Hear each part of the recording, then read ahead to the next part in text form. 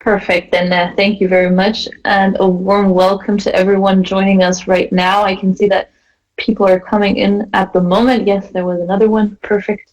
A warm welcome from Germany. We would have loved being in Italy, especially when looking out the window right now. Here in Germany, it's pretty gray and raining. At least in Ingolstadt, I think Sandra is nodding, so Regensburg probably as well. So yes, we would have enjoyed a little sun in Italy as well. Sandra, do you want to say anything before we start off?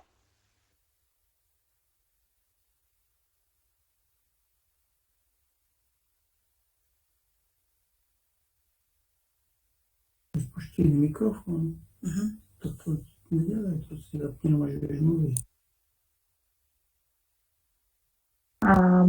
Not sure if Sandra is stuck only on my screen at the moment, but perhaps. I think he's stuck also on my screen. Yeah. Okay, now she's back. Perfect. Sandra, are you back? You're still muted? Okay. I was just wondering if you wanted to say anything beforehand, but no worries. Yes, now you can talk. Yes, now I'm there. Okay, so thank you so much for having us here. We are going to present ourselves now. So my name is Stadler-Heer and my co-presenter is Koeltzsch, and we're from the Catholic University of Eichstätt-Ingolstadt, Germany, and we are going to present on gamifying language learning today. So thank you for having us and for joining our presentation, and then we'll start off. Yes, then I'm going to start off my timer so we can stay in time, and I will show you my screen in a second. All right, you should see yourselves now, and you will see the presentation here. Yes, perfect, yes. Perfect, okay, cool. If anybody can't hear me or if there are any other technical issues, just let me know and we can fix that. So, as Sandra said, gamifying language learning, we are focusing on the fact of how gamification can support learning in the language classroom. And before we dive right into the topic, I would like to stop right here and give you a quick definition of gamification itself, so just that we have a common baseline for the next 50 minutes of our talk. Because when Sandra and I talk about gamification, what we refer to is the use of game design elements in non-game contexts. So that's a pretty broad definition that allows for a lot of flexibility. But to make it a little more narrow or a little more precise, we are referring to the non-game contexts in terms of the language classroom, and the game design elements, at least for the next 50 minutes, are going to be narrowed down into the escape game itself and the elements of that specific game. All right, so that is what we understand as gamification. Now, what has gamification to do with education? In general, what's interesting to us is that gamification is not a very new concept to language education itself. I think the best example I can give you right there are role plays. Role plays have been around for a while, and they still are around in the language classroom, so playing in the classroom is not new itself. However, there has been an increase in interest, and that in turn has led to the development of new task formats, specifically talking about serious games. So real quick, what are serious games? Serious games are in general just complete games with an added value. So they apply to a specific sense that you teach something. If you're talking about educational escape games, for example, in job training, if you are training to be a pilot, you might learn how to use a flight simulator. So that could be a serious game because the flight simulator itself is a game, but you are learning how to fly a real plane, so that's why it becomes a complete game with added value. Same accounts for assessment centers where potential candidates are asked to play a game together so that you can see how their personality traits turn out to be in real life when interacting with others, who could be a leader, who not. Those kind of things. Those are all serious games, so games with an added value. And we are going to specifically talk about educational escape games, so escape games that have a specific value in the educational field. What you can also see, and we've brought you a little graph from the latest research, so a very recent paper from 2021, is that the research on gamification itself is growing. However, lots of studies don't really go beyond introducing the software tools, and they don't really focus on content-specific solutions, especially that is true for language education. I hope you can see my mouse right now. I'm focusing here on the middle part on the arts and humanities sector, though that is already a very small number. And then you can imagine how small the number might be for language education. However, Sandra and I argue that there is a very strong connection between those two fields, language learning and gamification. First of all, they're both related to motivation and engagement. Interestingly, gamification itself is already very motivating and very engaging. We probably all have experience with some sort of game, and typically they are pretty motivating due to the fact that you want to win the game, or that you play as a team, or that you have a time limit that you have to fulfill. All those things can bring motivation and engagement to the table, whereas language learning itself highly requires motivation and engagement in order to work out best. Also, they're both based on the fact that you accomplish tasks and you solve problems, and that's the important part, using the mind. So if you talk about games, or more specifically in our presentation today, escape games, what you do there is, for all of you that don't know the concept of escape games, you basically just solve lots of different puzzles and tasks. So you solve them by using the mind. And the same accounts for language learning as well. You also need your mind to accomplish tasks, which in general are to communicate in the foreign language. Then again, they also both enable communication and cooperation. Games themselves mostly work through teamwork. Talking about escape games again, what you see there is that you have a time limit, and you normally have very hard or difficult tasks that you can't really solve yourself in the given time limit, so you really have to work together as a team. And the same accounts again for language learning. Learning a language, as you probably all know, is more easy if you communicate with another person and if you're not learning it all by yourself. Then they both promote immersion or immersive learning. This is strongly connected to the first aspect, again, whereas gamification itself already brings these two aspects to the table. So if you have a very interesting storyline, very interesting plot, or maybe in the game itself you can personalize your avatar and then you become really connected to the game, that's where the immersion occurs. And language learning, again, can be not as captivating itself. If you've ever encountered learning vocabulary in a foreign language, that can be very exhausting and possibly annoying. However, if you reach that level of immersion, then it kind of happens on its own. And the most important connection that we want to highlight right here is that they both help her to perceive mistakes as a part of the learning process. And I've brought you Super Mario here, and not just for no reason at all. I've put them on that slide specifically because I want to really quickly talk about the Super Mario effect. And I highly recommend the TED Talk by Mark Rober from the year 2018, where he talks about that Super Mario effect.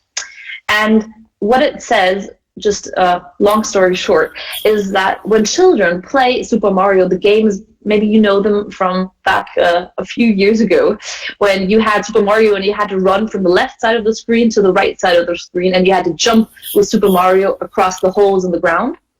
A child would never play that game, and if it let Super Mario fall into that hole, it would never say, "Oh God, I'm so ashamed that I just made a mistake. I'm never going to touch this game again. Hopefully nobody saw that. That was so embarrassing." What the child would rather say is probably, "Okay, I've got that. There's a hole right there. I'm going to start from the beginning, and I'm going to try harder, and I'm going to do better." And that's exactly what we want in the language learning classroom to occur. We want the children to make mistakes. We want the students to make mistakes and to have failure, but to learn from that and just to go back to the beginning and try to do it better. And that's possibly one of the most interesting connections between these two fields. Now, if you take all these connections together, you get some benefits. So first of all, again, we've got the rise in motivation and engagement, which typically occurs mostly through the implementation of the game itself, because the game itself is already very motivating and engaging. So again, because students want to win the game, or because they are immersed into the game itself, they really forget that they're learning something, because we're talking about serious games, right? So they have that added value, but that slides into the background, and what stays in the foreground for the students is that they're playing that game and that they're motivated. That in turn increases their language production because they themselves are being activated. They, especially talking about escape games again, they notice that they can really win this game, or they can succeed at this game if they work together and if they communicate with each other. And in the best case, they do that in the foreign language again. And again, the most important aspect that we would like to highlight today is that they also help both parts, if they work together, they help reduce that inhibition. They help reduce that fear of speaking the foreign language, which you can also call xenoglossophobia, because they change the perception of mistakes, because students notice that they can make mistakes and that is okay, and that they can actually help them become faster or become more successful in achieving the goal of the game. So if you take those two aspects together, that is what you get. And that is also why we decided that it would be interesting to see how educational escape games really work in the language classroom. And that is where I'm going to hand over to Sandra, because she's going to tell you a little more about what we did in our seminar and in our study afterwards. Thank you, Deborah. So how did we implement, or how did we try this out? The reason why serious games or digital escape games are not presently taught that much or found that much in language classrooms is that digital task formats have not been part of teacher educational training so far, really. And the thing is that with the pandemic, we've seen that a lot of these games find themselves now in the classroom, but simply by trial and error. And we try to make clear that the implementation of games is simply not arbitrary.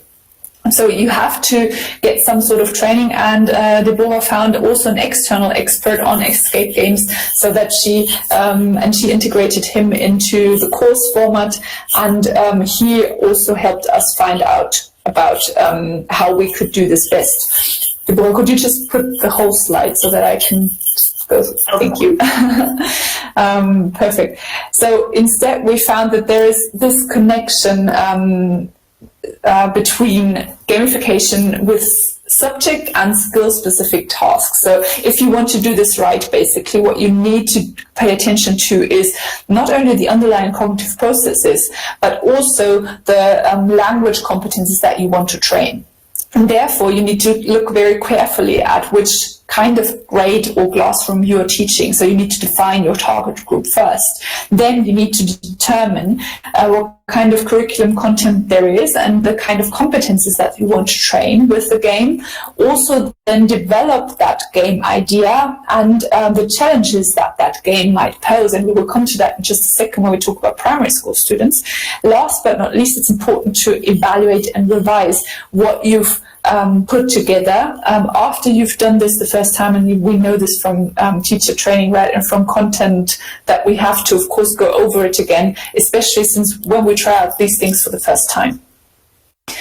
Yeah, and could you just show the next slide? Thank you. So we just want to give you a sneak peek into the game plots that our students developed, and it was not just one person, but entire teams of students actually worked on these projects and on these digital escape games, and it took an entire semester to term to develop those games. And one example is a journey into the past of Ireland. Another one is a slightly different flight to New York City, and then we had the medicine game, which was intended for primary school. The other two were for secondary school students. So here we had basically both level of students present. Basically, we had primary and secondary school students, and in total we had 117 participants in our study, because the student teams, the pre-service teacher student teams, they not only developed those games, but they also found their target groups and tested those games. So could you again just show the entire slide? Thank you, so that I can go through this together. Thank you. So how did they perceive digital escape games in their classrooms or in their digital classrooms? So that all of them, they met online in video conferences, and they played these games together. So the student-teacher teams did not know necessarily the students before. That is also a limitation, because of course then they would have been able maybe to cater even to more needs. But overall, we have to say that because there was a close connection between pre-service teachers, the in-service teacher, and then the professional teams from the university, that the overall experience was very positive. The students were highly motivated to solve these puzzles, whether they were primary or secondary school students. You see that we have a slight overlap, or more than twice as many secondary school students than primary school students who participated in the study. And they all wanted to solve these riddles. So we asked them, if you see question number 3, did you want to solve the puzzle? Then more than 75 people said that they would definitely want to solve these problems. And they could do this better when they were together. Yeah. So these are 67% of students said that they could do this better when they were together. And you can read these numbers up in detail also in our article that is in the conference proceedings. So we use collaboration and communication a lot. We did this in the classroom in the pre-service teacher training, but they also did this in when they actually tried out their games. So we have multiple levels there of training. We had pre-service teacher training, but then also basically worked with the students themselves, and they reported that they acquired a lot of knowledge, not just in playing the game, but in terms of culture, grammar, vocabulary, and learning strategies. And I only browsed through those games very briefly. So you can have a look at them again in greater detail also in our article, what the content of these games is and what kind of competencies that they train. So we trained listening comprehension, for example, but we also trained grammar, vocab skills and learning strategies, right? So that you see here. And this is highly important if you want to do this good in the foreign language classroom, right? We have to admit here, and this is basically also no surprise, that primary school students had, of course, more problems understanding those games than secondary school problems. There are a lot of reasons why this is happening, right? They have a lot more, secondary school students have a lot more experience in terms of a wider range of vocabulary knowledge, and also a longer experience in playing such games already than primary school students. So primary school students, there's also a high technical level that is necessary to participate in these or competences, technical competences that are necessary to participate and play these games. And of course, a primary school student would need more help in just accessing those games and clicking around in those games than a secondary school student. So we have to keep this in mind as well. Now, conclusion. What are our take-home messages? It's definitely worthwhile to look at this very carefully, to implement these digital task development in foreign language teacher training, but not in the sense of just generating general acceptance, but actually to develop the a critical reflective perspective on these digital task formats per se, because they are not just, as we said as well, it's not just random. You shouldn't just pick them randomly, but be very careful in what you introduce. And this is how we can forward foreign language teacher training. We can produce innovative language learning scenarios, and this is what we want in the future. So this has really been a valuable experience to us, and the greatest benefits are on both sides, really. So we can say that motivation, engagement, and change perceptions of mistakes really is on both sides. So pre-service teachers change their perspectives as well as the primary and secondary school students. Of course, there's a lot more future research necessary, and we've summarized that also in our article. So have a look at that, and thank you so much for paying attention now. I think we went slightly over time, but I hope that was worthwhile. And we're welcome to receive your questions. We're happy to receive your questions now. Perfect. Thank you, Sandra.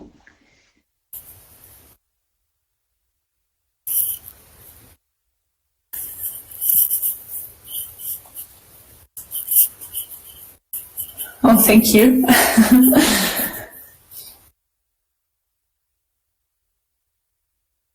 you're very welcome to either unmute yourself if you have a question or just type it into the chat.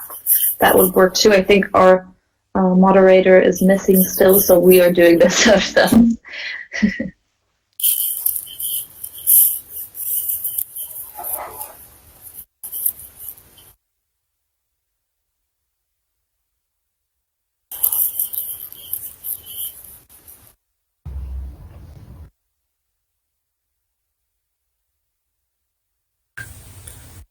I would like to ask a general question.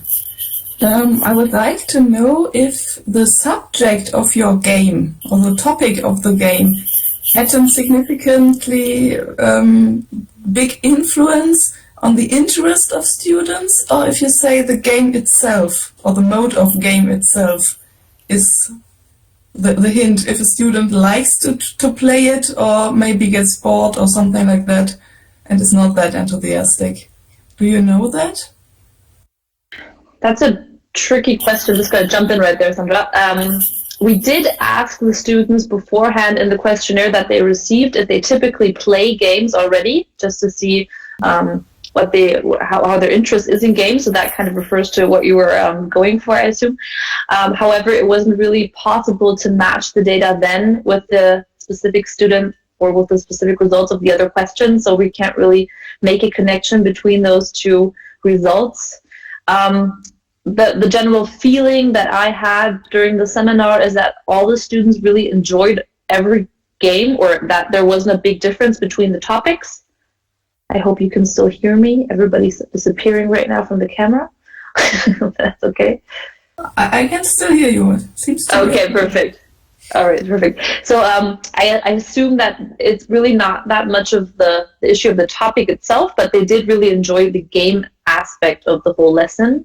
And we're currently doing another seminar focusing really on cultural knowledge, and we have 3 games that are, again, pretty different, talking about Australia, talking about London, and the cultural aspects of those 2 countries. And again, what the feeling that I'm getting is that the students really enjoy the gamified elements, and then they can be motivated for the topic of the game itself. So I think that's the most important part of it. Yeah, thank you. You're welcome. Hey, can I ask you something? Of course, of course. I've noted in one of your slides that there is a very different use of gamification depending on the topic, the field. No? For instance, the maximum level of use of gamification is in computer science. The low level is in chemistry. I am a chemist, so I'm asking to myself, also why in your opinion there is so a different use of this very useful tool, I think, in education. So, was the chemistry game as too difficult or not so engaging? Yes. That is basically the same question that we had when we started with the whole seminar and the whole study, because we also noticed, why is there not so much gaming going on in the language classroom? So it was basically the same question that you just had, and that's why we started it. So I think, to answer your question, perhaps there are just the people missing that are brave enough to start off with the gaming experience in that classroom field. I mean, I can't talk for chemistry myself. You're the expert in that field then, between us two. But I assume that the connection, to be honest, is there for every subject. So it shouldn't be just the computer or technology field. As we showed in our presentation, there's a strong connection between language learning and gamification. And I also would argue that there is a strong connection in general between learning and gamification. It doesn't really have to be language specific. In our case, we want to talk about that.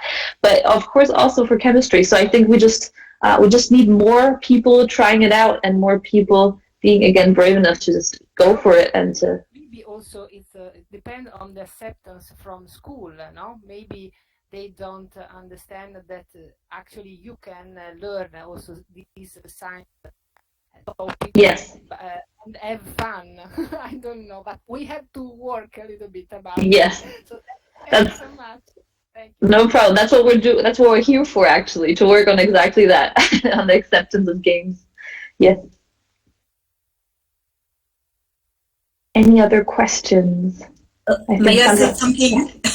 Of course, of course. Thank you for your excellent presentation. I have to say that I have done 2 chemistry escape games also. But Perfect. you are right, it's quite difficult. Please send me. And that is Terminator and in Italy. that is maybe exactly one important aspect, just because you were saying send it to me. I think making those escape games, I don't know if you made them yourselves, the 2 chemistry games, but that could be very difficult and time consuming for, like, we're talking about student or pre-service teachers working together as groups. So we had always 3 or 4 persons working together on one escape game, and it took, as Sandra also said, the whole term. So it is really time consuming, and I know how much work and effort is in that game itself. So exactly, that's the point. You have to share, and you have to give it to somebody else who can in turn give something back. And I think that's how you can also get games more into the classroom. And that's perhaps also why there's not that much for chemistry going on, because it's just so time consuming. And I mean, it doesn't really, as I just said, doesn't even really need only brave people to step forward and do it, but also people with time that can do it. That's another aspect. But anyway, I give you my email. Yeah. Yeah, Deborah, I think we have one last question from Silvia Giuliani in the chat, in the public chat.